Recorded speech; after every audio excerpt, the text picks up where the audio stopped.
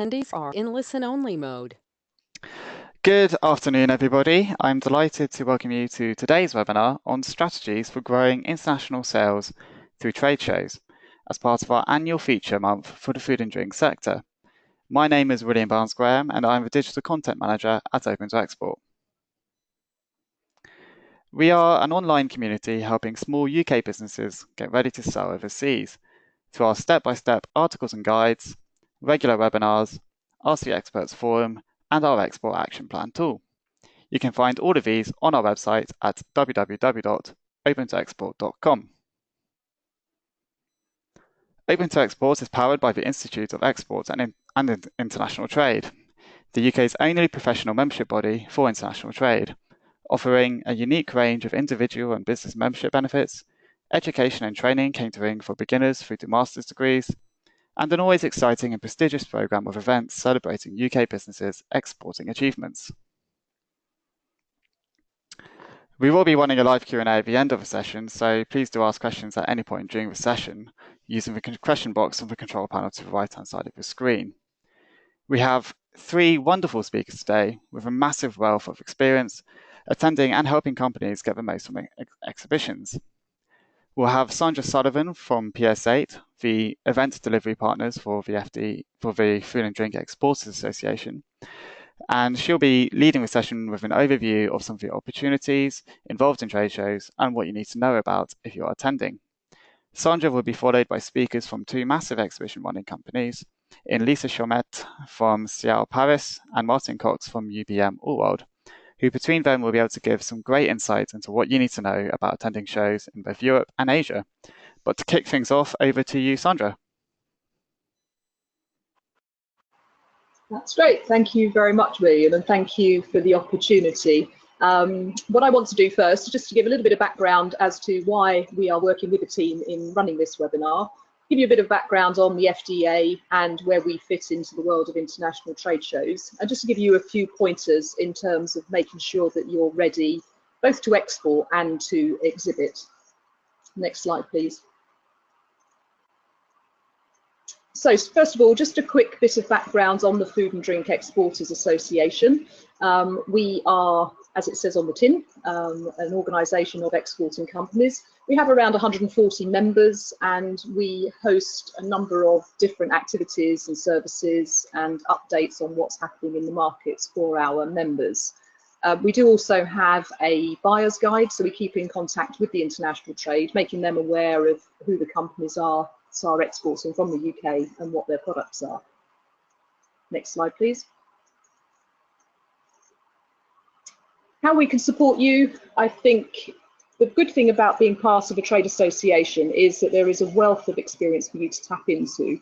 We as a team, between us, have an awful lot of contacts across various specialists, various in-market experts, buyers. So we're really there as a one-stop shop for you in terms of giving you the support and the background you need to get started in export and to build your international sales. Next slide. I guess we can't run an export workshop these days without mentioning Brexit. Those of you in the sector know very much that food and drink really does have very specific issues around market access, labelling, access to labour, which really will have an impact on the food and drink sector. We as the FDA sit on a number of panels with government and are very sort of in touch with what's going on in the Brexit negotiations. And I think, you know, we have to recognise there are issues being faced by the industry which need addressing. Next slide. However, you know, life does go on. We do need to continue with business. We could just hide and wait for the position to become clear. But next slide, please. We think it's more important that companies do get out there, identify the opportunities and start building businesses. What's important to say is our contacts at trade shows, we are still getting buyers coming around to the UK. I think the business that needs to be done is still being done. Buyers recognise that whatever the outcome of Brexit may be, the decisions made will be part of the exporting process. So they are still coming, they are still talking, and we do need to still be exporting. Next slide, please. The good news is that food and drink exports are still rising. Apologies for the slightly blurry slide here. These are statistics which the Food and Drink Federation produce on a regular basis in conjunction with the FDEA. And you'll see from that, there's a lot of positives still in the world markets. Our top 20 markets listed here are all still showing growth. And actually in 2016, for the first time, total food and drink exports exceeded 20 billion. So there's a lot of good success stories out there, a lot of people looking for British products, and a good time for you to start considering exporting. Next slide, please. If you're not already exporting, it is something you may consider. You may be a little bit apprehensive about where to start. I think what I would say is that exporting is something which you need to consider as part of your overall business plan. I think research from the government shows that businesses that export are much more likely to survive longer term than those that are only focusing on their UK market. There's a lot of positives in exports in terms of increasing your competitiveness, finding new customers, spreading your risk. So if you're not already exporting, I think now is a good time to be thinking about it. Next slide, please. Before doing that, you need to ask yourself, are you actually ready to export? And I think this is absolutely vital for those of you that are new and considering it. I've listed here some key points which you need to consider before you take your first steps into export, and you really must be ready. It sounds common sense. You wouldn't go and talk to a UK retailer if you weren't ready to start selling to them. And export really just needs to be considered in the same way. Treat it as an international customer rather than an export, and suddenly you consider it in the same way as you would your UK customers. We, with the Food and Drink Federation, have produced a guide, a 5 steps to success in exports guide, which has got some great tips and pointers in terms of getting you started, and will help you work through some of these points raised here. And that's something which you can find both on the FDEA website and on the Food and Drink Federation website. Next slide. So if you're ready to export, are you actually ready to exhibit? And I think if you're not, don't go. All of us here work in the exhibitions field. What we like least is that a company invests a lot of money, puts on a great show, but actually they're really not ready to deal with all the follow-up that comes their way after the show. So do make sure that when you've made the decision to exhibit, that you've actually got the resources in place to deal with what the exhibitions are going to deliver for you. Have you got enough people to cope? Is your product right for the market? Have you actually got the time and resource to follow up the leads that you're going to make? So be confident, do a lot of analysis of your own business, and make sure that you are ready before you take those steps. Next slide. Exhibitions are part of the marketing mix. Obviously, when you are getting ready to export and you're deciding which markets you want to go to, you need to do the research. You need to decide which markets have got the best opportunities for you, where your products are going to sell, where the markets are predicted to grow, the cultural influences of those markets that need to be taken into account when deciding if your product can sell. Once you've got all of that in place, exhibitions genuinely deliver one of the most sort of cost-effective B2B tools that you can come across. A lot of businesses start finding export inquiries through the internet, and yes, that's a great way of getting started, but actually nothing beats being out there, meeting buyers, and actually having face-to-face discussions, showing them your product, letting them understand how the product is to be used in the market, and building a relationship with a long-term partner. Next slide. So we, as PS8, we deliver the exhibition programme for the Food and Drink Exporters Association. We have a great knowledge of the international trade shows, very happy to talk to any of you individually about specific shows. And we offer a full service that sort of holds your hand in the process. Next step. Next slide, please. You need to be focusing on your exports. We need to help you deliver on the exhibitions. So we've run through here a few things that we deliver as part of the overall service, which includes a lot of the practicalities of exhibiting, which can be quite time consuming for you, but equally add a lot of value to the effort that you're going to put into the trade shows yourself. Next slide, please. This is a list of some of the shows that we are currently going to, and what we want to highlight through today's presentations is that there are a number of different shows. I'm sure your inbox, if it's anything like mine, is bombarded by emails from show organisers wanting you to go to their shows. The ones that we've listed here are some of the leading shows in their field. The first two, SIAL, which Lisa will be speaking about after me, and Anuga, are the two major international shows in that they take place in Europe, but they attract buyers in from across the world. Some of the other shows, such as ISM and BFAC, are product specific, and then other shows are market specific, like the Alimentaria in Barcelona, the shows that are listed here from Asia, the FHC Shanghai, Food and Hotel Asia, which Martin will be talking about later, and other shows in Hong Kong and Tokyo. We also run a program in the States where there are a number of shows. So I think when you're looking at where you want to go, I think you need to consider your resource, you need to consider your budget, and you need to consider what you want to achieve from the trade shows. And once you've done that, we can then help you with which of the shows are the most suited to what you're trying to achieve. Next slide, please. Here's an example of what you would get at a trade show. I'm sure you've all been to trade shows and seen national pavilions. That's our job, is to shout about Great Britain. It's then your job to shout about yourself and make the most of your investment in the show. Next slide, please. Working through a pavilion organizer is something that many of you who are new to exporting and exhibiting should consider. It's really the best way of being seen at a show with a smaller stand. Some of the shows that we've talked about are sort of 5,000 plus exhibitors, and if you have a budget which only allows you to have a small space, going independently, you could get quite lost in amongst the show. So the beauty of working through organisers, and that extends to national groups. For those of you in Scotland, Wales and Northern Ireland, there are often national groups within the UK Pavilion. They offer a lot of help in terms of profile and the support services. There are sometimes DIT grants for companies going to shows, which is a budget that's set by the Department of Trade on an annual basis, and where possible we can access those for companies coming to shows. Next slide, please. So how is the choice made of which show to go to? Tricky one, but I think you need to look at the location, who the target audience is, and proof of who actually visits. I think that's vital when you're doing your research into which show you want to go to, because ultimately you're going there to meet new customers. Has the show taken place before? Talk to previous people, visit the show first if you can, and really understand how the show is promoted to give you a feel for whether it's going to deliver on what you need.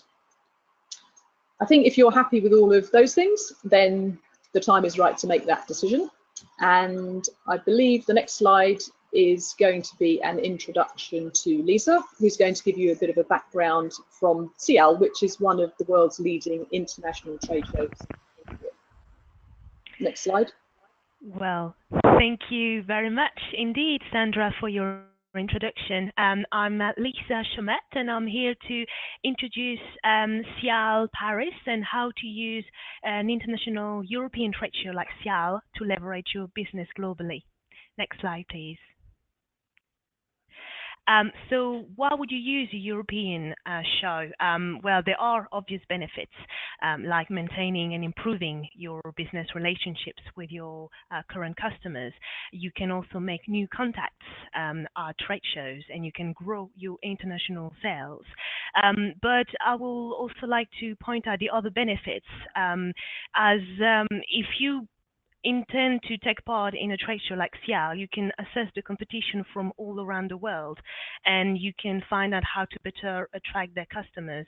You can also find out about the new trends within the food and drink industry or within any particular industry.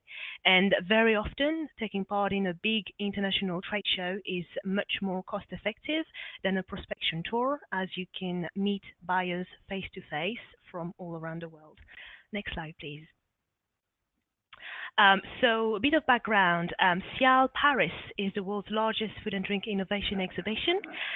We've got 53 years experience organizing this trade show, and indeed our very first exhibition back in the 60s was attended by journalists and buyers from as far as Mexico. Our next edition of SIAL will take place in October 2018 from the 21st to the 25th. And SIAL is great for companies that are new to export because in one show you can meet the world. So if you're a newcomer and want to test the market, a show like SIAL is ideal. You get to meet a good mix of people. We have over 155,000 professional visitors from 193 countries. You see what the international competitors are doing and how, and you see clearly from one single investment how to take your export a step further. So to the next slide, please. I will show you that SIAL Paris, although it's in France, is not a French show. As I said, we have visitors. 70% of our visitors are international. They come from all around Europe, but also from Africa, the Americas, and Asia. And I think it's really important as somebody who's new to understand that by just crossing the channel, you can actually meet the whole world in just 5 days.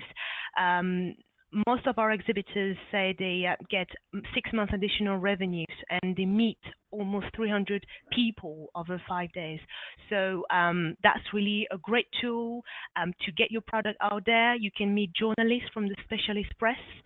We have 3,000 journalists attending SIAL every 2 years that come from 50 countries.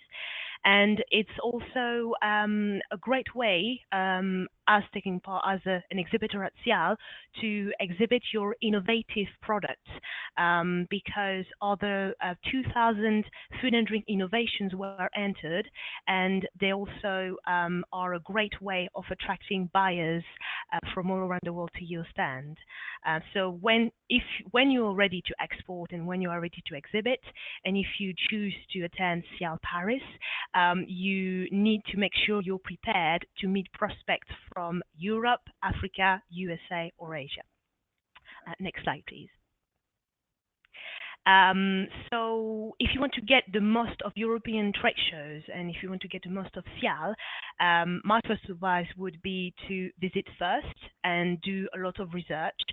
Contact your DIT trade advisor. You can take part in mission. It's really important to get to know the show from the other side as a visitor. You also would need to make a decision early. Big shows like this, where there are 7,000 exhibitors, you need a lot of time to get ready, to get your pitch ready, to get your communication ready, and to invite your clients as well. It's a great way of inviting the people you know, because most of the time they will already attend SIAL on a visiting basis. So it's good for showing them that you have great ambition and you're ready to take your company further. And it's also very important to have your pitch ready. You need to be powerful and impactful because there are 7,000 other people doing the same thing. And it's also very important to communicate. And as we will see in the following slides, there are many marketing tools to help you.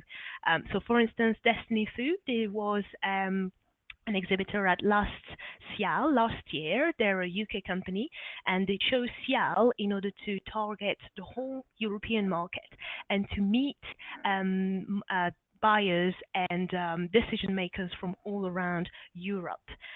They've updated their website, informing all their prospects about their participation. If you go on to the next slide, there's also the Food Store International that also publicize about their participation. So I think the key thing here is to really embrace the fact that you are going to be there, and you need to prove to everyone you know that you, by taking part in SIAL, you are really ready to deliver on your export plan. Next slide, please. Before an event such as SIAL Paris, it's really important to find out what are the tools to help you standing out and communicate. So for instance, at SIAL, because the innovation in the food and drink industry is a part of our DNA, there are the SIAL Innovation Awards. There are also special trails like halal, kosher, gluten, dairy-free. So if your product have a special advantage or USP, then the most important is to get it out there and to benefit from our trails. Taking part in SIAL is also quite daunting, because there are a lot of people attending the show. So that's why there are matchmaking platforms in place so that you can pre-arrange meetings with some international buyers, of which you can see the profile beforehand. So it's a good way of pre-organizing your participation, and you can also publish your press releases and take part in special events. We have retailers, chefs, restaurant owners, and food service buyers that attend the show. So each one of this audience has a special event catered to them. So if you have a special target, then you can take part in any of the conferences or any of the events. If you're in a national pavilion, and we partner with the FDEA and PS8 to organize the UK pavilion at SIAL, then the best thing is to get in touch with the PSA team so that they can provide you with further details about all the communication opportunities at SIAL. Next slide, please. During the show, the key thing is networking. Of course, at any trade show, you would need to do that. But I think more importantly, at a big trade show like SIAL, you really need to reach out and engage with visitors, and also be patient, because international visitors spend at least 2 days and will maybe not come on the first day of the show. A show like SIAL lasts 5 days, so you really need to make sure that you have skilled people to help you man the stand from 9 a.m. to 6 a.m. during 5 days. It's really, really important there's a clear rota so that your stand is never empty, and there's always somebody in good form to speak to a prospect. So you need to make the most of what the show has to offer. So like I said, the matchmaking platform, the VIP lounge to invite your key customers, cocktail evening receptions, all the events that you want to organize at your stand to bring and attract people. You really need to use that, and also create a strong voice on social media. SIAL Paris Twitter account is really I've got a lot of followers. So if you can create the buzz around your participation at SIAL, it's an additional tool for you to be seen and to welcome visitors to your stand as well. Next slide, please. So here we have a couple of pictures from the Northern Irish Pavilion, who organized a little cocktail party at the stand. On the right is one of our edition of SIAL in China, which organized a VIP and a cocktail party for all exhibitors, and SIAL Paris has got the same as well. Those are key events where you can invite your customers and also meet new prospects through that. Next slide, please. Here we have a couple of success stories. So the first one, which I particularly like, is this company called Man Food.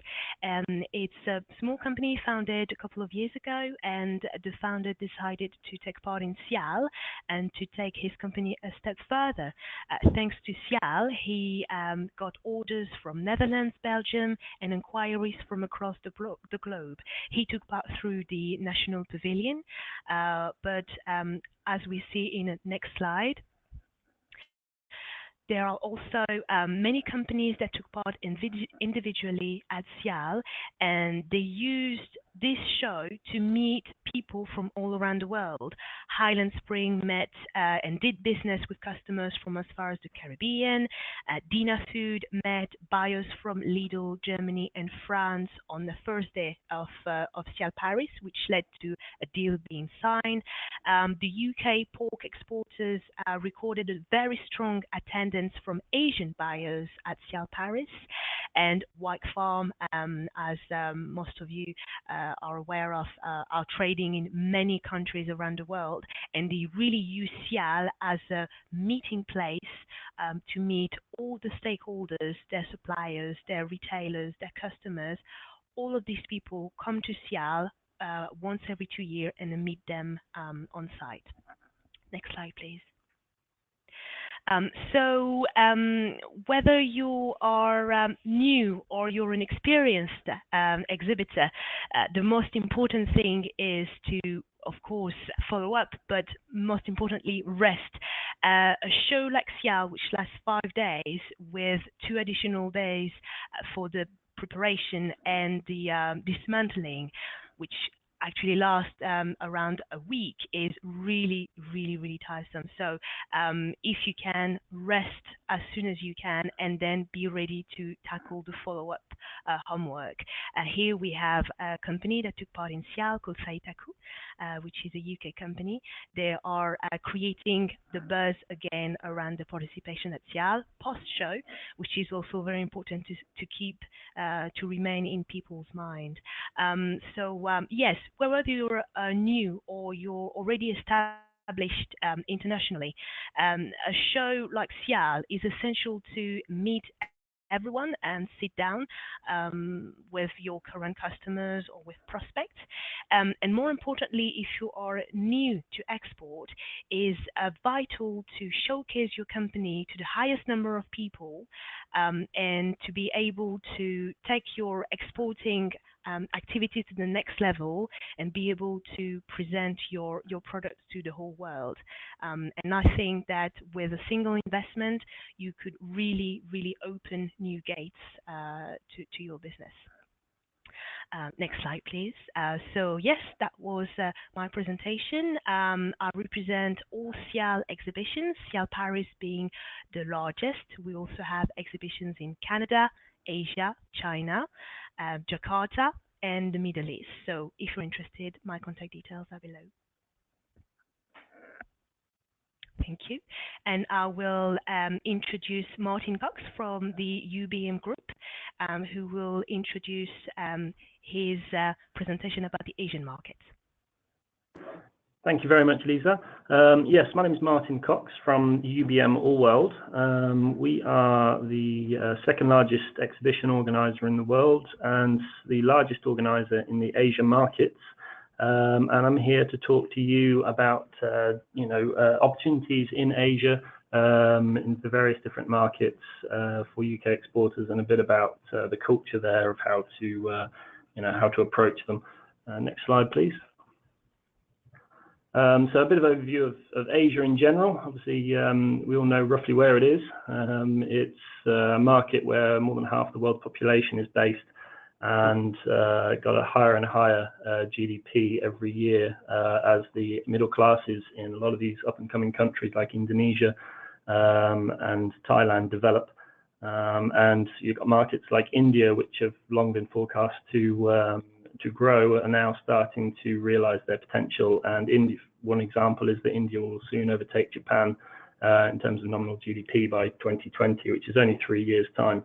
And we all know the successes of China, of course. Next slide, please. So as Sandra mentioned earlier in her presentation, the UK exports exceeded 20 billion for the first time in 2016, and already for 2017, UK exports, this is exports worldwide, are already looking to exceed those of 2016 and are up 8.5% in the first half of this year. Of the first half of this year, exports to China saw the largest growth of a non-EU market, which if you consider that people are talking about a slowdown in the China growth of the economy from the days of 10% growth a year to 6% or whatever it is now, 6.6 I believe. That's still adding on an economy the size of Belgium every year, which really puts things into perspective. So although there's a perceived slowdown, it's still one of the fastest growing economies in the world. And with the impending Brexit, as everybody keeps talking about, you know, with the uncertainty of EU trade deals within the EU, China is looking to be one of the most promising markets for UK food and drink. And this is grown not just by any efforts of any trade association or anything like this, but everything down to the cultural, you know, cultural things such as the Great British Bake Off, Downton Abbey. These are hugely popular programs in Asia, China specifically, but also Indonesia and South Korea, places like this, where which is driving demand for some products from the UK, such as teas, the traditionally British labelled spring waters, cakes and things like this. And China, for one, is highlighted as the priority market by the Joint Government Industry International Action Plan for Food and Drink. So a big focus on China and a lot of opportunities for UK food and drink companies to get involved. Next slide, please. So just some tips on doing business in trade shows in Asia. I mean, obviously one of the main benefits of trade shows in general, but also for Asia, where the distances are so vast, particularly from here to there, but also within the Asian markets, it's that trade shows give the possibility to consolidate the purchasing process, and particularly where, you know, we always talk about Europe being the center of the world over here, but in Asia, it's a whole different ball game. And you've got redistribution centers like Hong Kong and Singapore, where, you know, Hong Kong is the largest redistribution point for food and drink products in the world. And so you've got buyers who actually do inter-travel and inter-trade over there in Asia between markets. So you might be selling to somebody in Indonesia through a dealer in Singapore, and to get all of that arranged, it's so much easier to do it on the ground actually in Asia at a trade show. And you can see actually who's present in the Asian markets. So very well seeing who's exporting from the UK, but actually who's there in Asia, who from your other markets in Europe and Germany are in Asia at the current moment exporting already. And it gives you an idea of where they're exporting to. We talk about Asia as one place, but with over half the world's population there and some of the fastest rising GDPs, it's a market of markets out there. I mean, there's a lot of cultural sort of facts you've got to be aware of in Asia when you're doing business. When you receive a business card, for example, the typical Western thing is to exchange a business card, put it in, you might glance at the name, put it in your pocket. In Asia, that's quite disrespectful, particularly in China. So make sure when you receive the business card and give a business card, you use two hands, and you take time to actually look at the card as if you're sort of studying it almost, trying to memorize every bit of detail on there. It goes a long way to show them respect, and they will also do the same for you. So that's quite important. And you have to, in order to build the business relationships there, you really need to be having face-to-face contact with your potential partners and customers. Face-to-face contact is key, even in Asia, where you've got places like South Korea and Japan and China, which are famous for their technological advances, and Wechat and Weibo and things like this. Everything's electronic, but they are even more so than us, geared towards face-to-face and to establish the trust in a business relationship. and to get into their inner circles where they'll willingly do business with you, you need to see them face to face, not just at trade shows, but follow-up trips as well. So as I say, Asia being a market in markets, it might be that you go to a trade show in one area and then on the same trip you take a trip over to another country to see some of your clients there and develop multiple markets at the same time.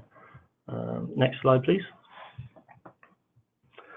So just to give you a bit of an idea of where we are and who we are, from UBM Allworld, we cover the majority of the Asia markets with trade shows. We've been in Asia since the 1960s running food and drink trade shows. We started out in Singapore with our leading exhibition, FHA, but we've expanded over the years. Most of our shows have been running now since at least the 90s, early 90s. And we have market-specific shows in most countries, and we're still expanding. Asia is, as I say, one of the fastest-growing areas in the world, if not the fastest-growing. And markets like India have led to us launching our latest event, Food and Hotel India, which starts next year to try and help that market develop.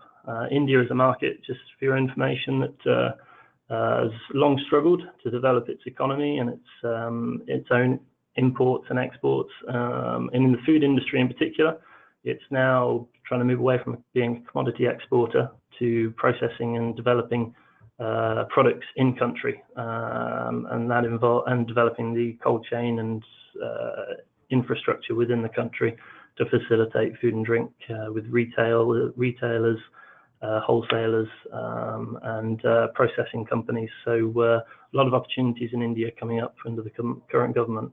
So that's why we're just starting to enter that market now. Next slide, please. So I'll just give you a bit of brief on three of our three largest exhibitions in the food and drink industry. FHC China in Shanghai. It's an annual event. It targets the China market, obviously, and China we don't just see as one market. China is a market of markets. It's the largest country in the world. It's the most populated country in the world, due to become the largest economy in the world within just the next decade. And it already is the largest importer of food and drink in the world. So it's got made up of a plethora of different cultures, languages, and provinces, and which a lot you hear about in the news all the time. You hear of some cities that you've never heard of in China being 20-30 million people strong. So huge amount of opportunity there, and GDP and middle class wealth are coming up hugely and moving away from the first tier cities of Beijing, Shanghai, and Guangzhou. So this show really specializes in being a regional show for China, drawing visitors in from all over Asia, all over the China region.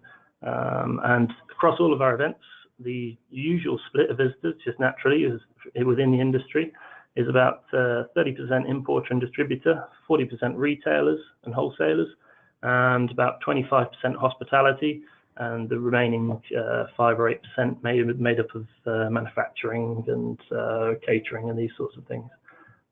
Next slide, please.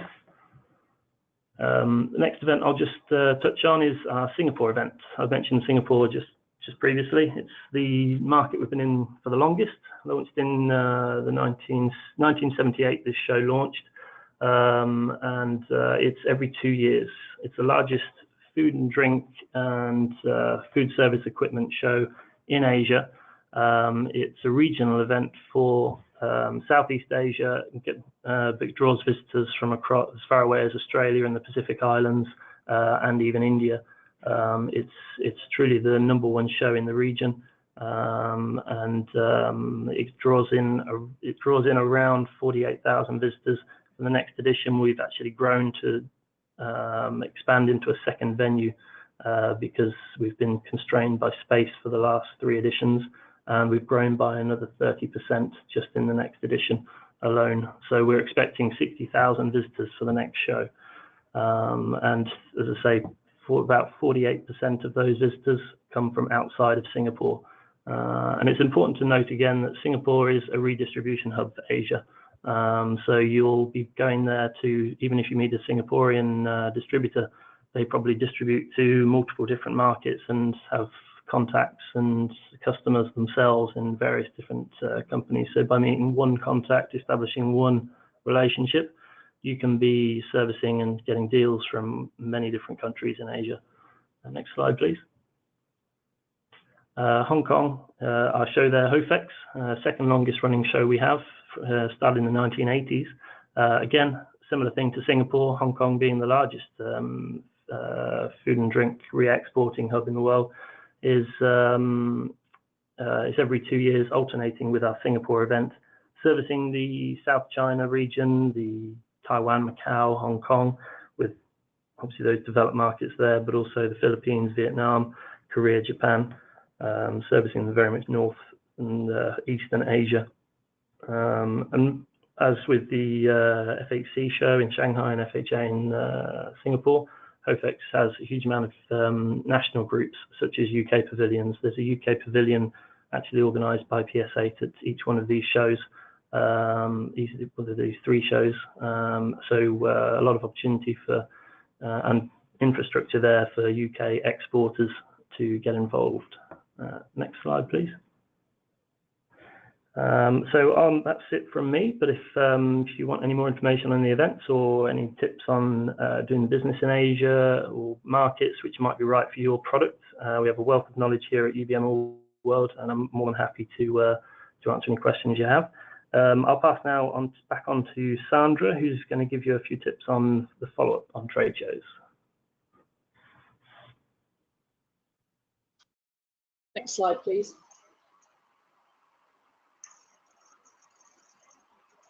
We're going in the wrong direction. Next slide, please. Great. Okay, so thank you very much to both Martin and to Lisa. I hope that's given you some good insights into what trade shows can actually deliver for you. I think just to recap, and what's really important is this whole research and making sure it's right for you. So do refer back to some of the earlier slides when they're sent around, just in terms of getting things right in your head as to which one is the right one to go to before making the big commitment. What I want to focus on now is ensuring that you manage your time at the show, particularly in terms of how you're going to manage the contacts that you make. What we don't want is that you commit to a show, you get to the end, and then you find you're drowning in business cards that you really don't know what to do with. Next slide, please. I think one of the most common mistakes companies make, particularly those going for the first time, is that they're focusing very much on the show dates. I put as an example here the dates of the Anuga trade show, which is coming up in a few weeks' time in Cologne. And yes, you have to plan your travel, and yes, you must make sure your stand is looking great and that you've taken advantage of all the promotional opportunities. But that's just 1/3 of your commitment to going to that trade show. What you really must do is be organised, think about your pre-show preparation, and don't start thinking about it on the 27th of September, because by then it's probably too late. And also think about what you're going to do in terms of follow-up. Next slide, please. So be organised. I think there are 3 key things that you need to think about when you're making your decision to go, just to make sure that you make the most of the potential of the buyers that you're going to meet at the show. Be very clear on the goals that you're setting yourself as a business and what you want to achieve at the show. Think about the visitors and how you're going to engage with those visitors and how you're going to manage the contact that you have with them. And then focusing on the follow-up and the different kinds of people that you will be meeting and the different kinds of follow-up that that's going to entail. Next slide, please.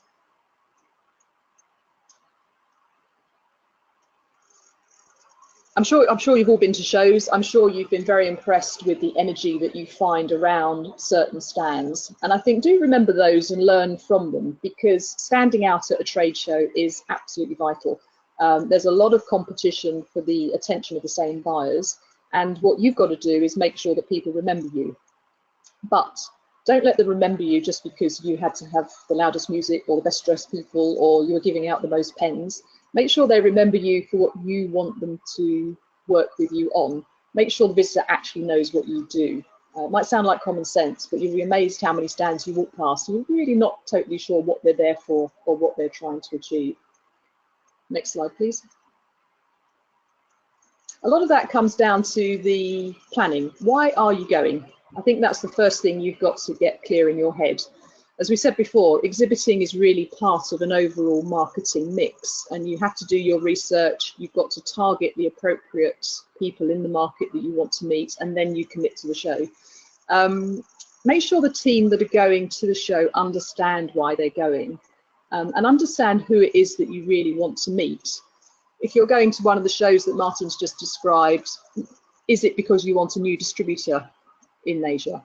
If you're going into Europe, who are you targeting? Is it the multiple retailers? Is it the specialty retailers?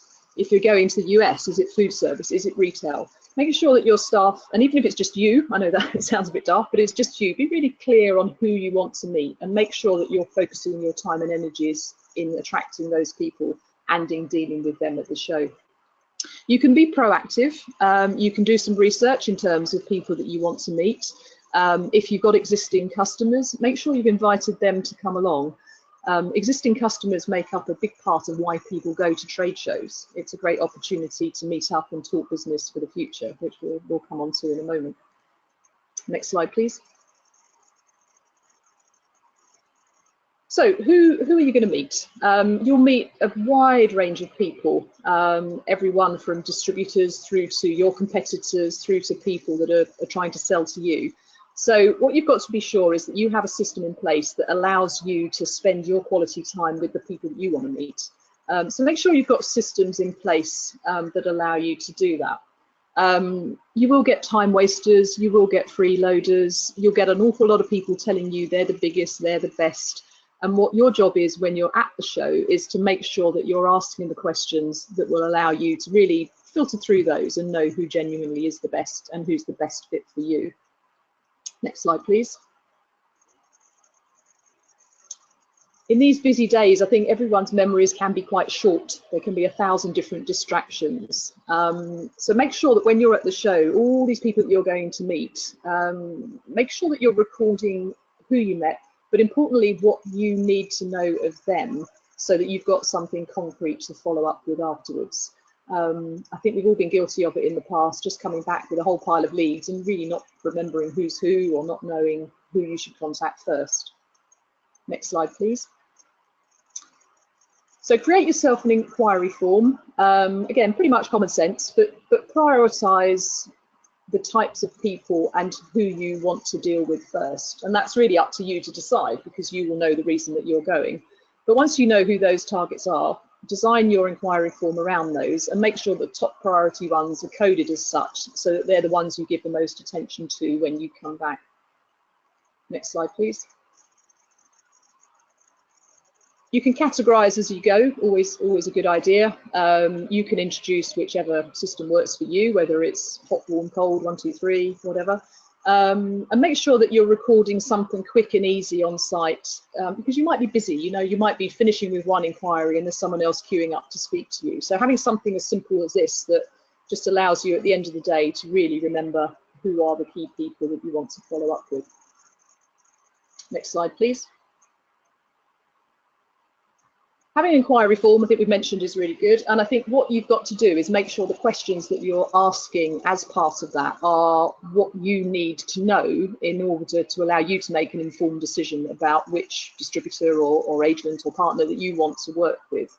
And again, just going back to what we said about your team, make sure everybody understands that and everyone's asking the same questions. Because again, someone in your team might think someone's amazing, haven't necessarily recorded this information, and then you've really not got anything to benchmark them against somebody else that you may have met. So simple inquiry form, asking which brands they're working with, who are their key customers, who are they selling into, all stuff that you would do as part of your daily research. Just don't forget that when you're at a trade show and ask the same questions. Asking which British brands they work with is always a good indicator because you'll know the brand and the product that they're probably talking about. And I think when you're at a trade show, ask around. One of the hidden benefits of being in a pavilion is the knowledge, the contacts, and the willingness to share information amongst the group. So make the most of that opportunity in market and ask questions. Next slide, please. So if you're meeting with the end customer, I guess the questions aren't dramatically different. But again, just make sure that you are in touch with them and asking the right questions. And ask which other brands they're thinking about. You know, if it is a retailer that's looking for a certain product range, why are they, what is it they're doing, what's different in their planning for the future, and make sure you understand their route to market. So if you're going to be supplying a retailer, is it going to be a direct sale? Do they want you to work with their chosen distributor? Things like that you need to be very clear of, so that you can work backwards from that information when you're working out whether they would be suitable for you to work with. Next slide, please. We briefly mentioned working with existing customers when you're at a trade show. One of the trade shows that we go to regularly in Europe is dedicated to sweets and biscuits. We take 70 UK companies out to that show every year, and a number of those companies go to meet with their existing distributors, including their UK contacts, interestingly. Although it's outside the UK, they do meet a lot of UK business people there. It's a great opportunity to show new products. It's a great opportunity to review their performance, set targets, etc. for the following year. So if you are already working in a market, make sure that you're in touch with your distributors and agents, and make sure you invite them to the show and really make the most of that opportunity while you're in the market. Next slide, please.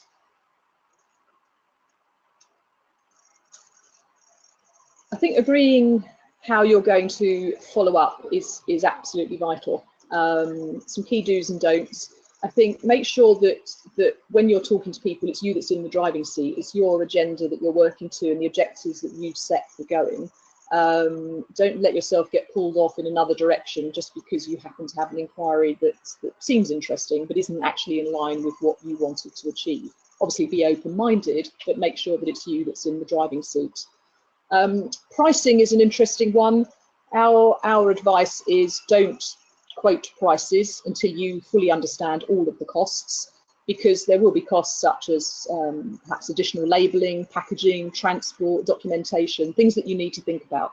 So always work with the partner, make sure you've built in all the costs, and then talk prices. Don't just quote price lists before you fully understand the various costs that will be involved in getting your product to them. Don't do a deal on site would be our advice. I think occasionally it does happen, but I think taking time just to reflect on who you've met, ask the right questions, and really be clear that you're making the right decision before jumping in feet first to somebody new. Check out the competition. I think Lisa made a very good point about networking, taking advantage of the trends and innovations offers, getting out there, being known, talking to people. Absolutely vital when you're at any trade show. Next slide, please. Post-show follow-up. I guess it says here post-show, but I guess it starts at the show is the reality. Our advice is some sort of simple acknowledgement of a meeting and agreed timelines with whoever you've met is really important, and stick to that. One of the things that we do get comments on is people say, oh, I met with a buyer, it was really enthusiastic, but it never actually went anywhere. And I think often that can be because you haven't clarified with them exactly what they want from you, how and by when. So I think making sure that both parties are fully understanding of what's expected is really important to get good follow-up. Next slide, please.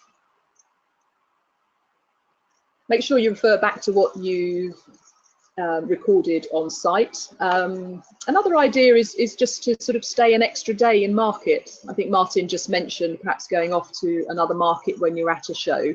And I think when you're planning your travel, you know, if you've been to a show in Singapore, you've made a big commitment of cost and time to go out to that market. So don't sort of rush back on the first plane at the end of the show. If there is time, add a day on, go and meet the people that you've met at their premises, get a better understanding of who they are.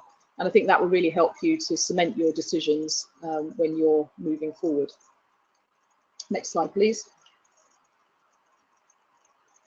If you've got a distributor in market, make sure the inquiries that you've taken are passed on to them quickly. I guess that's common sense, but we do hear of people that take them back and file them and forget about them. So having a contact with your partner in market and making sure that they're aware of what it is that you've been doing and what you want to do is vital. If you're talking to a retailer and perhaps they can't sell direct and you've got no distributor, you know, it's not going to be the right time for you to start doing business with them. But make sure that you've identified that with them and that you've set some sort of timeline in place that you can then come back to them, a sort of a keep in touch system, for want of a better word, so that, you know, hopefully when you are ready and the time is right, you can start doing business with them. Next slide, please. So I think that's some ideas in the time that we have available. Hopefully that will give you some ideas in terms of A, having the confidence to go to trade shows, but B, ensuring that you get the most from the visitor contact while you're there. I'm sure William will say there are certain areas of trade shows. We could run a whole webinar on every element, from stand design, training your staff, promotion, etc. But what we wanted to do today was to highlight that there are a lot of trade shows out there that can deliver new business to you, and what we want you to think about is how they will fit into your export strategy, how they'll fit into your marketing mix, and hopefully we've given you some pointers on which of the shows you should be looking to attend, and giving you some tools in terms of converting the leads, which is ultimately what you are going there for. Next slide, please. So that's my contact details. Very happy to hear direct from any of you that want to talk about shows, want some advice. But that's the end of our presentation, so I'll now hand you back to William. Thank you. Thank you, Sandra, and also to Martin and Lisa. A really extremely comprehensive kind of whistle-stop tour through trade shows there. And obviously, as Sandra says, it's a massive topic. We'll do just a couple of questions, because we are thin on time. The first is from Jonathan, who asks, in terms of getting things like samples ordered or kind of delivered to the shows when it's an international show, kind of what's the best way of managing this, especially if you need things like particular paperwork or licenses? This is from a beer company as well. So I'm going to put this to Sandra to begin with. Yeah, sure. Very happy to pick that up. One of the things that we pride ourselves in is having good partners across every discipline of exhibitions, from the person that builds the stand to the guys that put the fridges in to the freight forwarders. So speaking to the show organisers or your pavilion organisers about their preferred partners is always the best starting point. There will be an appointed receiving agent. Sometimes it's more expensive and there will be minimum quantities, but my strong advice is, if you're sending a food product, particularly with short shelf life or temperature control issues, then don't just rely on a courier to do that for you. Do work through the trade show partners. We can certainly put you in touch with the people we work with. If you do have a last minute delivery, please don't send a courier to the exhibition centre. They'll walk through the front door, they won't have a clue how the stand numbering works, and you will be one of 6,000 exhibitors that are trying to find a stand off. So always work through the official channels. Your freight forwarder will be able to advise you on health certificates, the export documentation that's necessary as well. So yeah, definitely work through accredited, experienced people.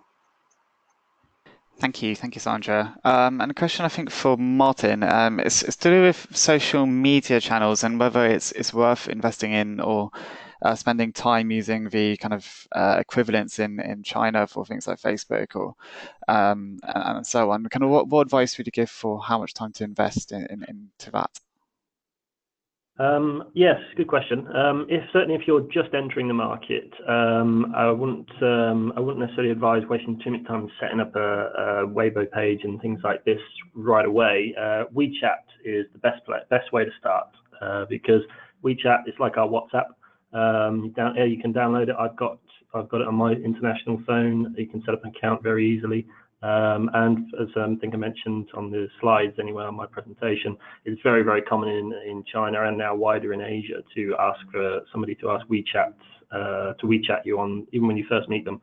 It's not so personal as Facebook or Weibo, and it's a great way to keep in constant communication. And then you can build it from there. Once you've because obviously Weibo and things like this, in order to be effective, you need it to be in Chinese anyway.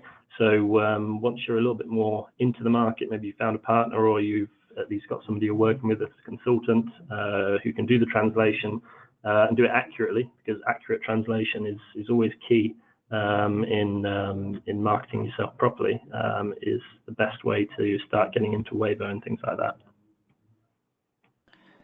Thank you, Martin. And we'll squeeze in one more question. It's from Richard, and he asks, is exhibiting in conjunction with an appointed distributor much more effective in gaining new customers? Lisa, I don't know if you want to speak to that first, and then Sandra, if there's anything to add. Yes. Well, thank you very much.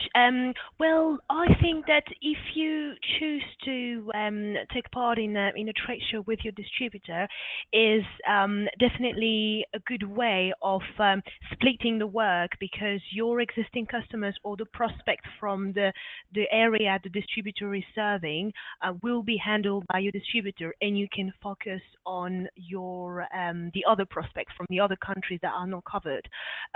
So yes, I think it's a great way of spreading cost, and maybe as a first time to tackle the amount of contacts you make. So yes, for maybe for some participations, yes, I think it's a good way to take part in a show.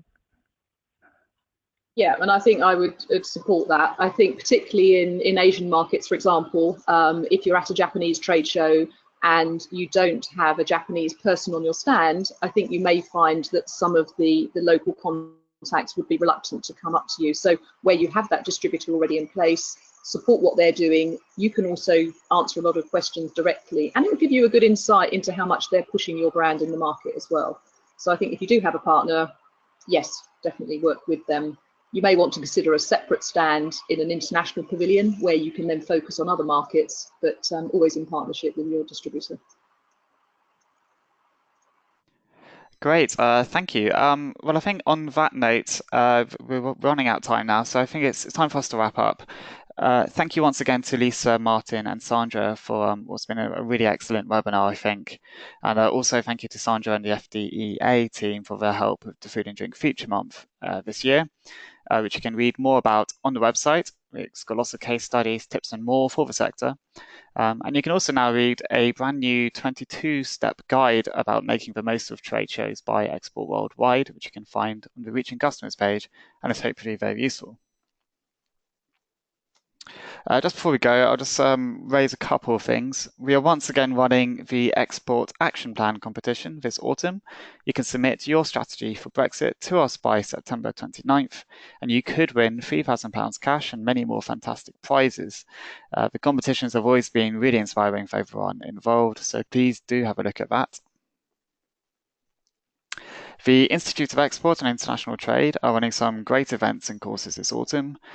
In October, there's the World Trade Summit in London featuring thought leadership around Brexit and UK trade from a really fantastic lineup of speakers. In October, there's a fascinating course being run by Brooke Horowitz around managing corruption in emerging markets, which is especially useful if you've not entered new markets before. And we've also got the Institute's annual members dinner in November, to which everyone's invited. And it's a great chance to find out more about the Institute, celebrate UK trade this year, and also to hear Michael Portillo give what I'm sure will be a very intriguing speech. Our next webinar is on October the 3rd with the UK ASEAN Business Council on how to get started selling into the Southeast Asia region. And in October, we're also running a webinar on staying on top of fluctuating currency rates. So as you can see, plenty to get involved in this autumn. As always, please do take our exit survey to let us know what you thought of the webinar and to give us any suggestions for improvements or future topics. That's all from us now. Have a great rest of the week, and goodbye.